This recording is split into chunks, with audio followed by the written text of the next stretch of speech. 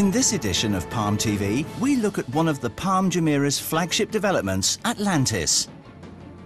And we welcome the first residents onto the new eighth wonder of the world.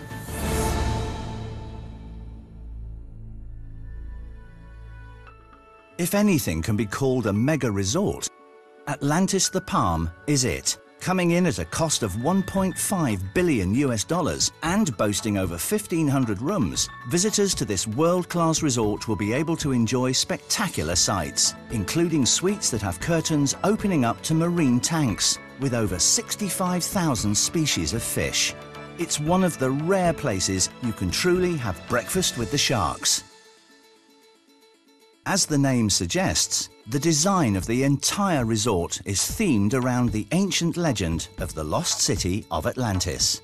And what's unique is Atlantis is built on the lost city. It's one of the few places in the world where you really can explore, look at the most incredible marine life.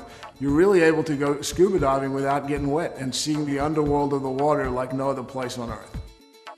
Another exciting part of Atlantis will be the Aqua Venture Park, covering 17 hectares of exhilarating water rides and unbelievable fun.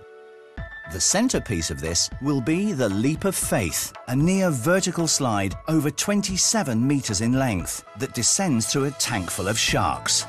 Construction is well underway, and when complete, the water park will be the largest in the region, able to cater for over 6,000 visitors per day.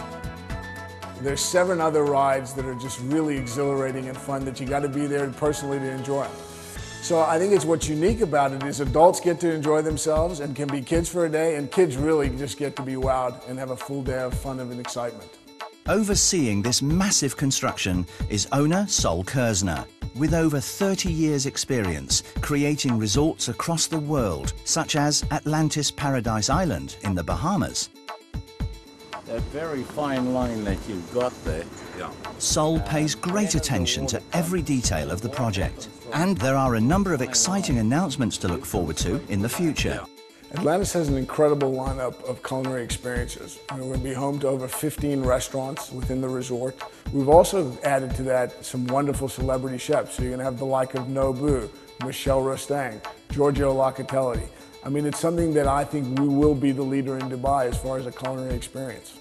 One of only a handful of sites in the world that can justifiably claim the title of mega resort, Atlantis will be unique in the region. Linked to the mainland by monorail, water park visitors will be able to access the resort with ease. Work on the project began in 2005, and the hotel plans to open for business in 2008. Moving on now, with the beach and landscaping taking shape, the Shoreline Apartments on the Palm Jumeirah are welcoming their first residents.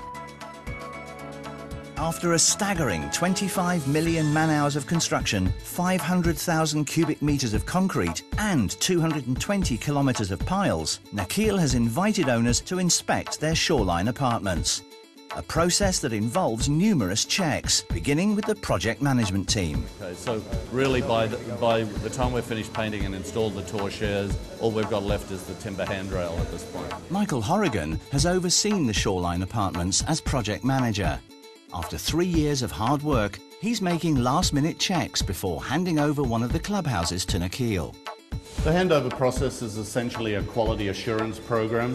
What it's targeted at doing as the contractor completes his works in the apartments and offers it to Nakheel, we go through and verify that all the finishes, fitments and equipment are in accordance with the quality objectives that have been defined at the outset of the project. It's been very effective. We've had a very good result of our quality assurance program.